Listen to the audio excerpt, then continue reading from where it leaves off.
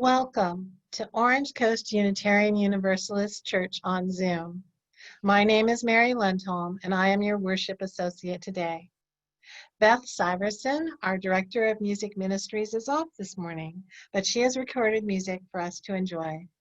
In addition, we are delighted to have members of Orange Coast Choir, Amy Tompkins, Philip Chipman, Barbara Morihiro, Susan Shaw, Craig Sperry, Steve Morihiro, providing music for you this morning. Reverend Judy, our Director of Religious Education, has already held classes for the children earlier this morning, and she will be offering one for our youth after the service. Our Reverend Sean Wiltshire is on sabbatical, but she has recorded a special video message.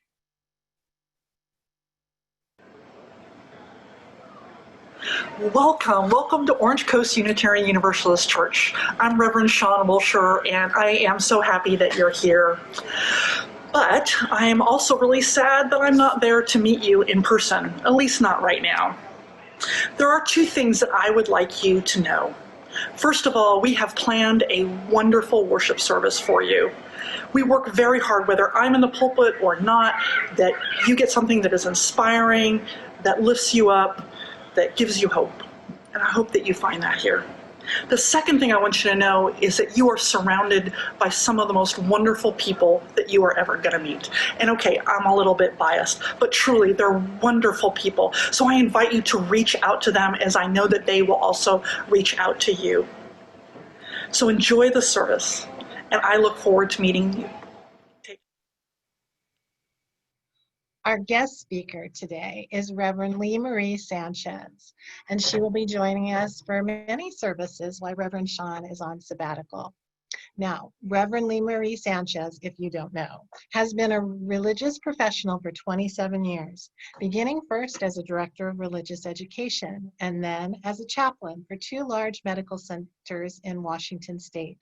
She received her Master's of Divinity from our Unitarian Universalist Seminary, Meadville Lombard Theological School in Chicago, and has served as minister for 3 of our UU congregations, most recently at the Unitarian Universalist Fellowship of Laguna Beach.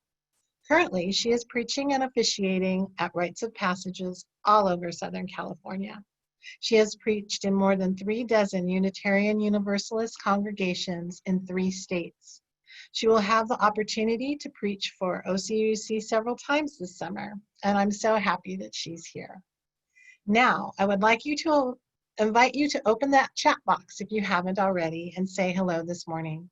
We will be turning off the chat during the sermon portion of the service so as not to distract from the message, but we will turn it on right afterwards.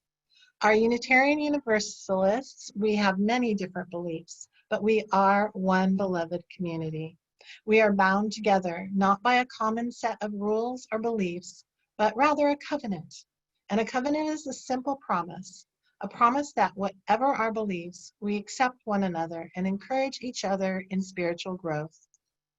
We affirm that all life has inherent value and that all existence is interconnected. We strive for justice and compassion in our deeds and relationships, and we are committed to creating a welcoming community without regard to the traits that sometimes divide people.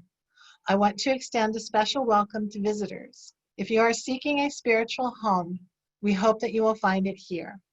After the service, we will be placing everyone who remains into our Zoom breakout rooms for 20 minutes of coffee and conversation. Everyone is welcome to join in, especially guests, and it is a great way to get to know people in the congregation. Our worship begins with the lighting of our chalice, the symbol of our Unitarian Universalist tradition, and as we light it, we say our unison affirmation. If you have a chalice or candle at home, we can light them together. Please join me now as we begin. Love is the spirit of this church, and service is its law, to dwell together in peace, to seek truth in love, and to help one another. This we affirm together.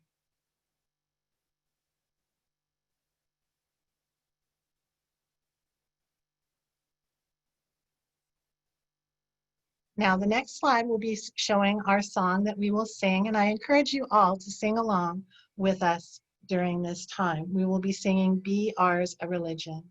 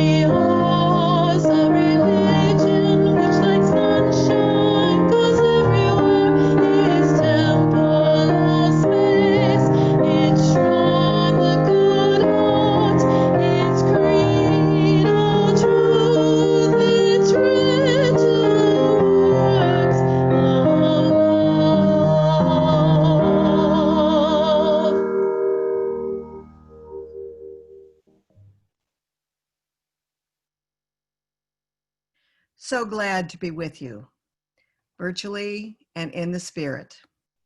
Thank you to Reverend Sean for inviting me into her pulpit, and to all of you who have made this worship possible.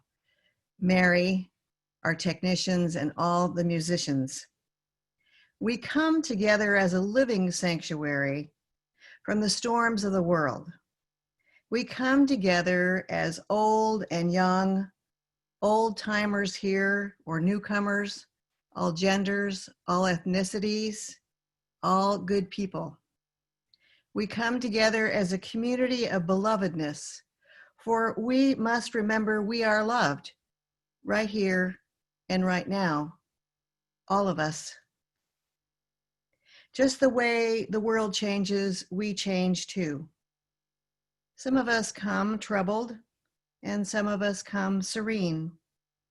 Most of us come with a mixed bag of feelings and aspirations, alone and yet together. Our coming together like this each time provides us something, truly some indefinable thing, which we find no other place. We are glad you are here. I am glad to be here. Welcome and welcome home.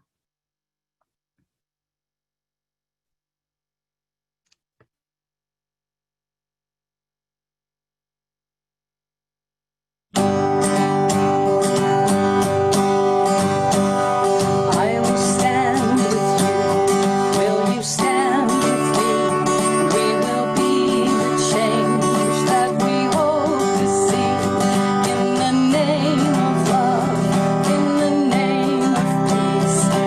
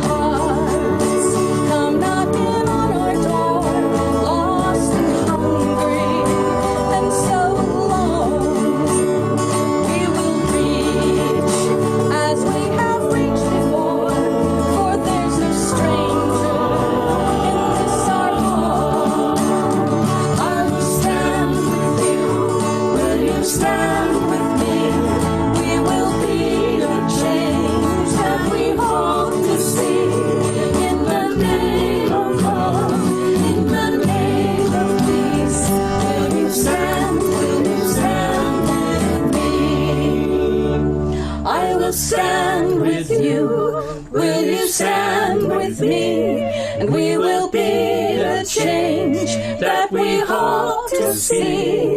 In the name of love, in the name of peace, will you stand with me? In the name of love, in the name of peace, will you stand with me?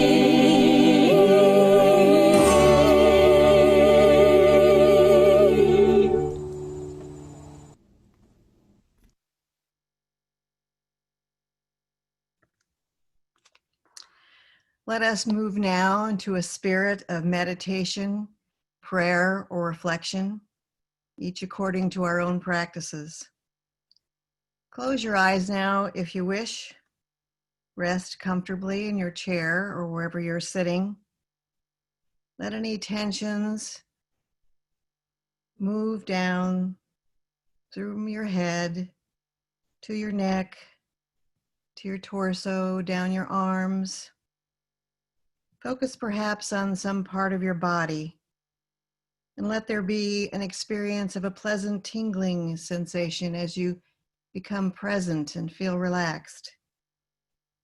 Now, bring to mind looking up at the moon in the night sky as you enjoy the words from Unitarian Universalist minister, the Reverend Dennis McCarty, who calls himself the gentle atheist. He says, viewed by a lone traveler, the rising moon is a thing of beauty, noted and then forgotten. Viewed by a pair of lovers, it imparts warmth and desire and becomes a beacon of love. But admired by a gathering of the reverent, it speaks of the mysteries of the universe. It imparts awe and ushers us into the presence of the divine. For we are social creatures. In community, we achieve a condition which is beyond our touch as individuals. Let us be together now in a period of sweet rest and silence for a few moments.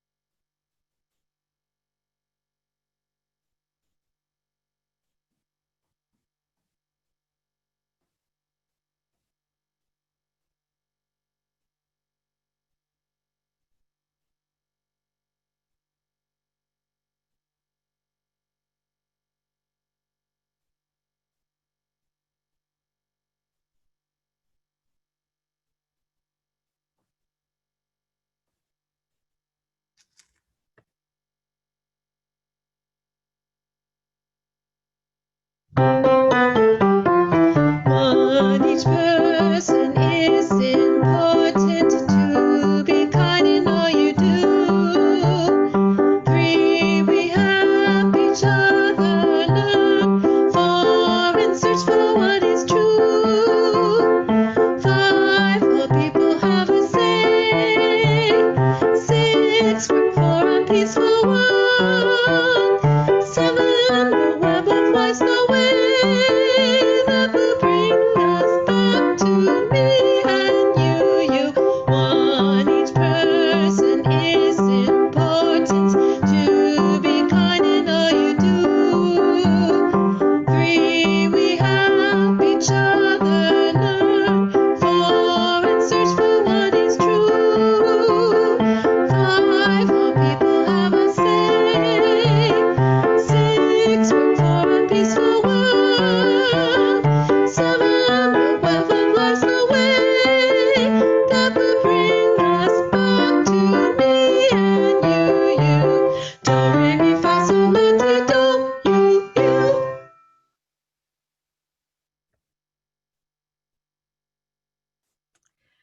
A few years ago, I was guest preaching in a small but elegant brick and stone Universalist church.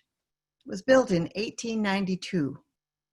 It's a gem with its gabled roofs and gorgeous stained glass windows. About 10 minutes into the service, a young couple came in and sat down apart from the rest of the congregation. They appeared to take a great interest in the sermon, leaning in to listen, making eye contact, but they seemed unfamiliar with our hymns or the rituals of that church. So naturally, I made my way over to them after the service, asking them if perhaps they were new to that church or perhaps to Unitarian Universalism. The young woman said she had grown up in that little town, had probably attended every one of the churches there at one time or another, but they had never come into the sanctuary of this building. But they had guessed it was beautiful, and they found it so, and they were glad. Because of all things, she told me they had purchased the more than 100-year-old rectory of the Universalist Church in that town, which was right down the street, and they were refurbishing it. They knew basically nothing about Unitarian Universalism, and they were going from church to church in that small town, looking for what she called their spiritual home. She asked, "Are you connected with the Mormons? Or maybe there's some kind of New Age or New Thought church?" From her tone and what she said, it seemed clear to me she was looking for something spiritual in the way of perhaps prayer, meditation, or rituals. So the questions of her partner, the young man, surprised me. He began asking questions about the sermon and then asked, "What do Unitarian Universalists believe anyway?" I usually try to figure that out from what someone is saying or maybe their stance or something, what they already might know. That way I could tailor my response to their inquiry. The fellow began very quickly to ask me, "How traditional are you? What about the Bible? How about Jesus?" Some of those usual questions that we receive. He was very polite and he was articulate, expressing a keen interest, and had a look of satisfaction on his face about my answer. So I thought, aha, a future Unitarian Universalist. When he returned to the question, what do Unitarian Universalists believe, I could tell he wanted something more concrete. So I grabbed an order of service, which theirs, like the church that I preach in, had the Unitarian Universalist principles printed on the back every Sunday. He said, "Well, if you don't believe in the Bible, I guess you don't believe in the 10 Commandments either." Again, I thought he seemed pleased with my response until he started reading through the principles and said, "Well, anybody could agree to these. I mean, they're all good ideas anyway." I told him I really wished so, as these were universal values, but it depended on how they were taken together, how they were interpreted, and more importantly, how they were applied. A look of disappointment came over his face, and he mumbled something about there not being much anything of use here. Of course, this is where our elevator speeches come in handy. In other words, how would you explain Unitarian Universalism on a short elevator ride, maybe from the 1st to the 15th floor? But they often fail us. We Unitarian Universalists are not a soundbite. We have a long, over 400 years of history, not linear, really, and quite complex. And for every Unitarian Universalist, there is a different take on what is Unitarian Universalism. Even though we have much in common in our very progressive values. For me, this is one of the best reasons that I think we have now 7 principles and why so many people love them. Why they have stood the test of time, but they are open to our interpretation. Each of them is a jumping off place, and taken together, this is a unique document. The young couple, by the way, were swept away by some very lovely elderly lady congregants, welcoming them, feeding them cookies and pizza and iced tea. And I don't know if they ever returned or if they wanted to continue to know anything about our church, or would they go on looking for another church? For me, this cemented my desire to start preaching our principles in all of the churches where I visit. I love that we have a list of principles, which we covenant and affirm to promote as values commonly agreed upon among us. They are our core meanings to which we aspire. You will notice that this is our covenant, not a creed. When we make covenants with each other, these are promises. Creeds draw boundaries around membership in a community. You may be familiar with the Apostles' Creed, created between the 2nd and the 9th centuries, which has survived for centuries, repeated still every Sunday in Catholic churches and many Protestant churches as well. This creed is meant to separate the believers from the non-believers. We Unitarian Universalists do not have a test of faith to join our religious community, but we do ask our members to be in covenant with one another, to respect one another and uphold our values the best that they are able. There is a long evolution of statements of faith or belief for Unitarian Universalists separately. When we joined together in 1961, we needed to find a way to create a statement which would encompass the specifics of both Unitarians and Universalists in one concise statement. The debate was long and it was hard fought. I appreciate how Reverend Holly Bailey describes the understandings of our previously separate U and U denominations in this way. She says, the Unitarians sought the answers to life's greatest mysteries through their premises that freedom, reason, and tolerance, the humanity of Jesus and the fatherhood of God, and the literary value rather than the literal interpretation of the Bible were the appropriate tools for exploring who, what, why, when of our creation and despise. The Universalists then held up their confessions of faith in the belief that no person would be condemned to eternal damnation in a fiery pit. A Universalist believed that all people would be saved. When the Unitarians and the Universalists merged in 1961, they came up with an original 6 documents, which had some problematic language for the time because it was the 1960s. It was in the 60s that the women's movement was gathering steam. Our UU Women's Federation demanded that the patriarchal language in the original 6 statements, the dignity of man, the brotherhood, and the men of goodwill, would be changed to more inclusive language. And certainly God would not be just our Father.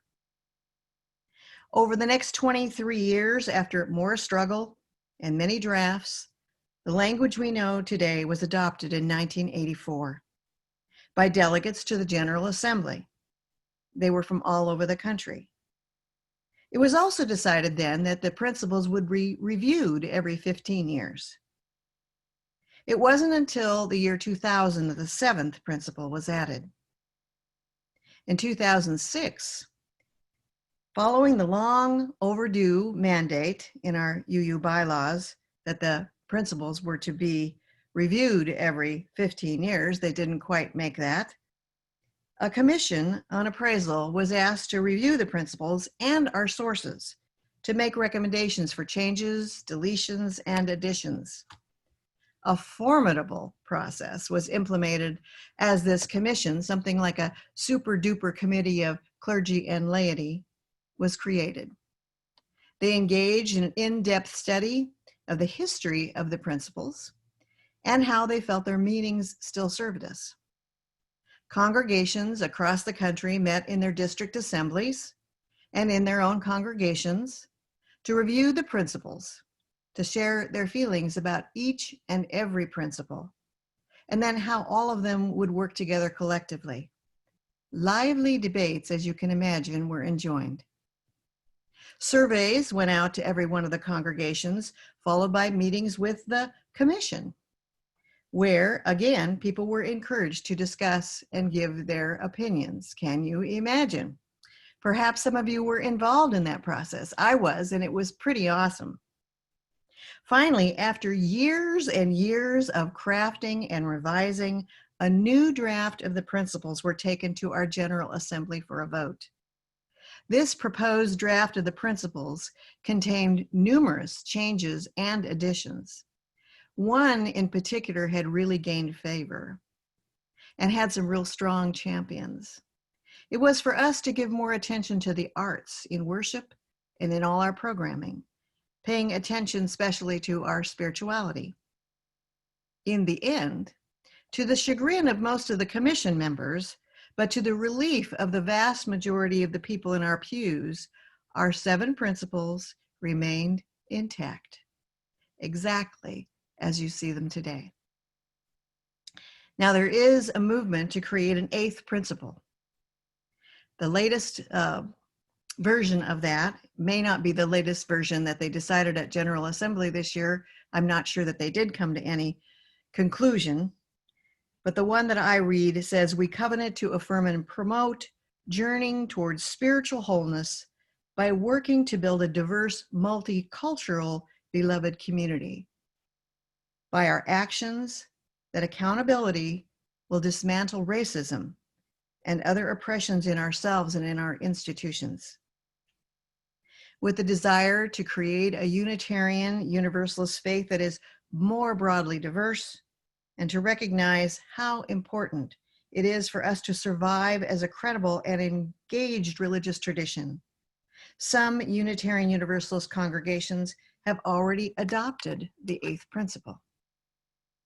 One of our ministers, the Reverend Ian Riddell, says he has long been concerned with the fact that the principles are in an ordered list, noting that our first principle is concerned with the worth and dignity of every person, and our 7th principle recognizes that we are part of an interdependent web of all existence. Reverend Ian pointed out that while individual conscience in religious life has been and continues to be a very important part of our tradition, he can't ignore the fact that our first principle often leads to an overarching individualism that is deeply problematic in our congregations and in our society at large. You may have even heard people say, UUs can believe anything they want. Reverend Ian is not the first person or the last person, minister or lay leader, who has pointed out that this is a serious problem for Unitarian Universalists.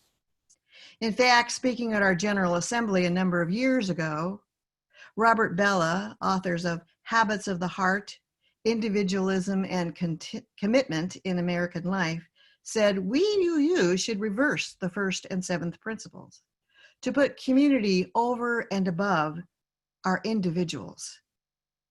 Our individualism has thwarted our ability to compromise, to see the larger good as more important than any one person or any one small group of individuals in our religious life. Reverend Ian said our commitments to the uniqueness of each and the holiness of all do shine through both of these statements. In a conversation with a few hundred of the rest of our UU ministers, Reverend Ian described his image of a circle, which you can see on your screen, instead of a list of the principles. Another minister, the Reverend Kimberly Debus, drew that image. The circle is on the cover of many orders of service today. Reverend Ian describes it this way. At the core of that circle is our first principle, the conviction that each and every person is born into this world with dignity and worth. And around the edge, that green bar that goes around the edge encompasses the rest. It is our 7th principle, the deep knowledge that we are all connected, each to each in the web of existence, the dance of the cosmos.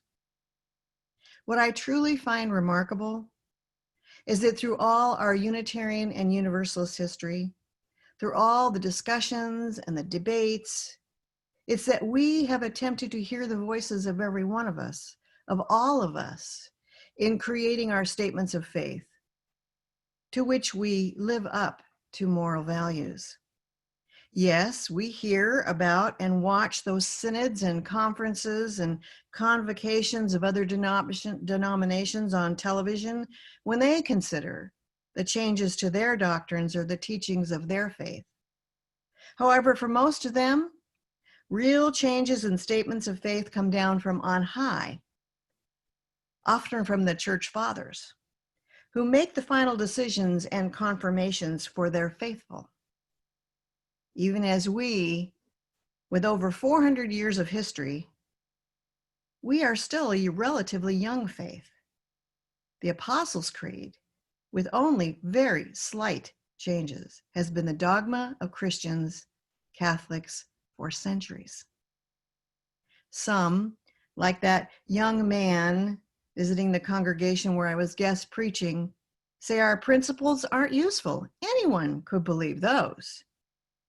Well, I'm going to have an opportunity with you for a couple more months this summer, and I hope that we'll be able to take a look at the tensions among those present in those statements, and to see just how easy they are to live by for just anyone.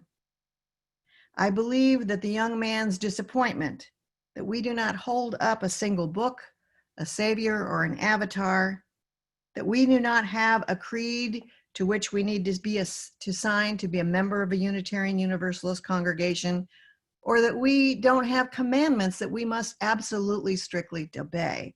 We're disappointing. Well, maybe it's disappointing for him, and frankly for millions of others. But for us, honestly, that's not so. Let's be grateful for this free faith of Unitarian Universalism and hone our own responses to, what do Unitarian Universalists believe anyway? Amen, and blessed be. The song we're going to hear now, Chants on the Seven Principles, were written by Beth Syverson and Linda Kramer to make it easier for us to remember the seven principles. Beth also wants to make sure that when you see this video and the choir is all standing there together, that this was created in 2016, long before the coronavirus was known, and that today, even though we can be physically distancing, we are always going to be spiritually together.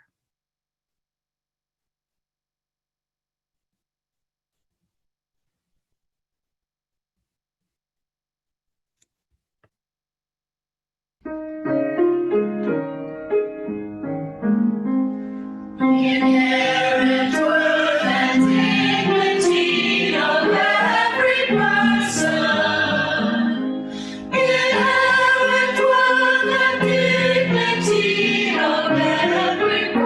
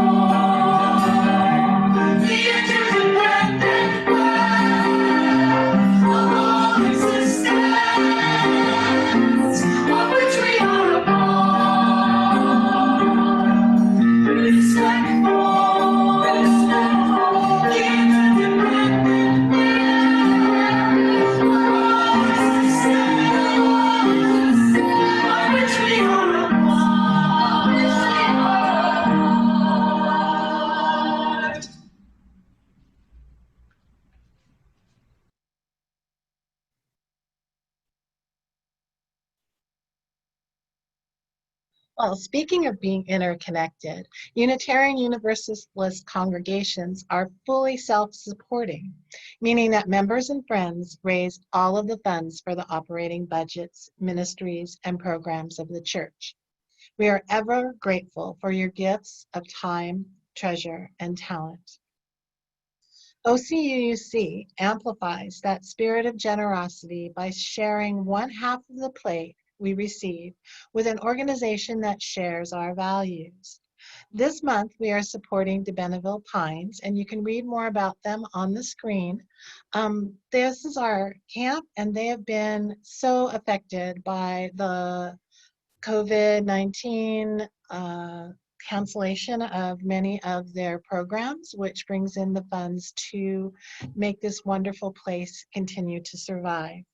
Now, there are 3 ways that you can help us and give online.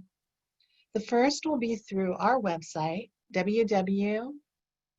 I say 3? Let me start again, www.ocuuc.org. The second is through an app called Give. You can download it from the App Store for your smartphone, and once you set it up, you can use it for any of your online giving, including your pledge. The third method is by texting 714-942-1131. Simply text to that number, and in the message, type the amount. As always, we thank you for your generosity as the offering is given and received.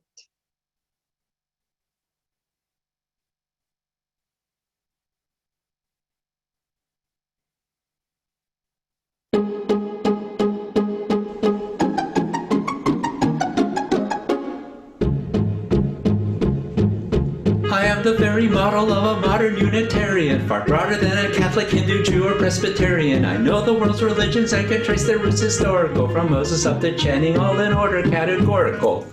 I'm very well acquainted too with theories theological. On existential questions I am always wholly logical. About most any problem I am teeming with a lot of views. I'm full of fine ideas that should fill our church's empty pews. We're full of fine ideas that should fill our church's empty pews. We're full of fine ideas that should fill our church's empty pews. We're full of fine ideas that should fill our church's empty pews. I quote from Freud and Jung and all the experts psychological. I'm anti-nuke, I don't pollute, I'm chastely ecological. In short, it matters spiritual, ethical, material. I am the very model of a modern Unitarian. In short, it matters spiritual, ethical, material. We are the very model of a modern Unitarian. I use the latest language, God is never Father or the Lord, but ground of being, source of life, or almost any other word. I never pray, I meditate, I'm leery about worshiping. I serve on 10 committees, none of which accomplish anything. I give to worthy causes and I drive a gas-conserving car. I have good UU principles, although I'm not sure what they are. I'm open to opinions of profound or broad variety, unless they're too conservative or smack of righteous piety. Unless they're too conservative or smack of righteous piety. Unless they're too conservative or smack of righteous piety. Unless they're too conservative or smack of righteous piety. I formulate agendas and discuss them with the best of them, but don't ask me to implement, we leave that to the rest of them. In short, it matters spiritual, ethical, material. I am the very model of today's religious liberal. In short, it matters spiritual, ethical, material. We are the very model of today's religious liberal.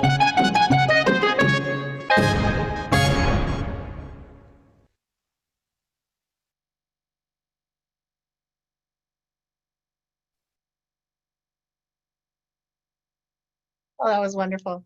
Now, please join us in singing We Gather Together, a song that puts our intentions into words and expresses our gratitude for the many gifts that we share. We gather together, we gather as one, for peace, love, and justice for everyone. We give from our hearts to show that we care. We can change lives with what we share.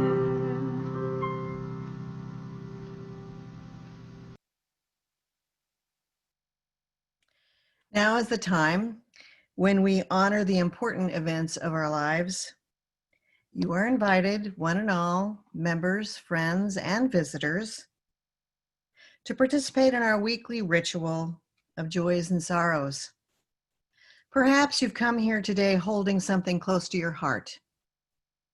Moments from the last days or even hours that have struck you at your core. If you'd like to honor such a profound joy or sorrow, you are invited to do so. You can do this by lighting a candle at your home. It's a wonderful way to honor what you feel in your heart. If you would like to share a joy or a sorrow with the congregation, you can write it in the chat now. Let's spend a few moments in quiet contemplation as we hear some beautiful music. And then I will begin reading the joys and sorrows that you have written in the chat out loud for all of us.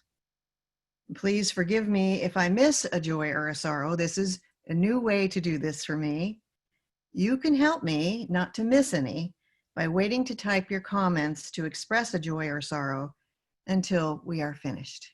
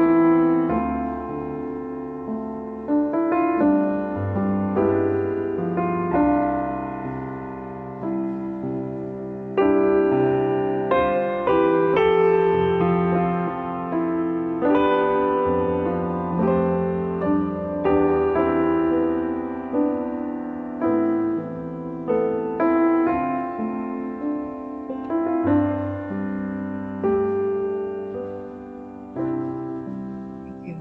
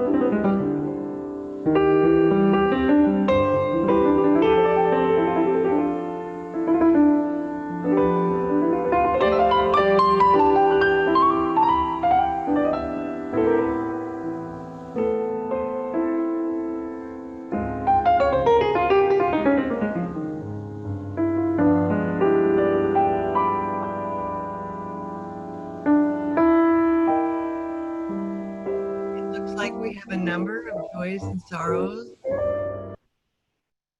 And I don't know if this is a joy or a sorrow, but we have from Tom Lawfrey that he has put into the chat a place where we can find some information about the eighth principle, which I'm going to check out. From Linda Kramer, she says, I lost my cat, Red. He got out and went missing on Monday. He was so smart, loving, and special. From Sarah Hunter, I'm so blessed to attend the UUA General Assembly virtually. What a wonderful religion to which we belong. Kathy Lewis, I only see it says grieving over thee. So maybe you'd like to continue that sentence in the chat. Clover Barron, Clover and Paul, to everyone. She says, I'm delighted to report that my husband, Paul, will celebrate his piano birthday tomorrow, which I'm learning is 88 years of age and still a kid at heart. From Lori, and I hope I'm going to pronounce this close to what it is, Mutalipasi. Today is our son Mike's 43rd birthday. We celebrated with him this morning on video chat. From Scott, not sure where to go with all the disappointment and anger. Kathy Lewis says, grieving the loss of a good friend, Connie Jankowski, who passed away suddenly last week, sending love to her family. From Jeff to everyone, Jeff and Euless are lighting a candle of sorrow, as there are some people who refuse to wear masks in public. Is there anyone else?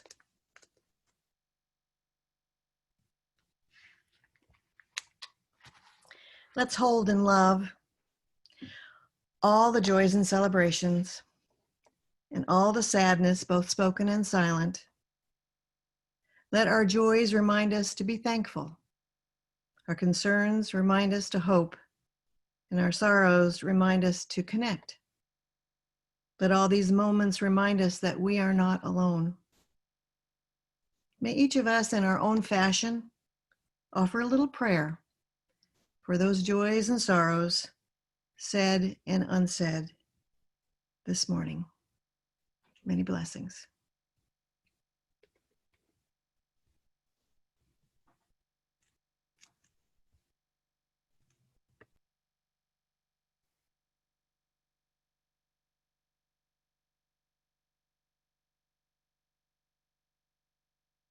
Let us join together as we extinguish the flame of our chalice and say, we extinguish this chalice, but not the light of truth, the warmth of community, or the fire of commitment. These we carry in our hearts until we are together again.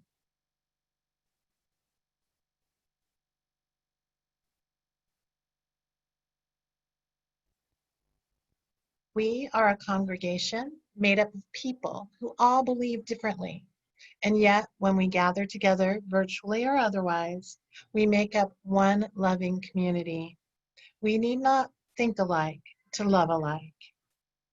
If you are a guest or a visitor, or someone who hasn't yet been known to us, I invite you to become a part of this beloved community, if even just for today.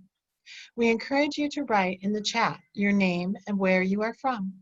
If you'd like to know more about our church, please see our church's website for ways that you can get involved and to sign up for our weekly email called The Blast. You can email blast@ocuuc.org. If you would like to know more about membership, please contact our membership team at membership@ocuuc.org.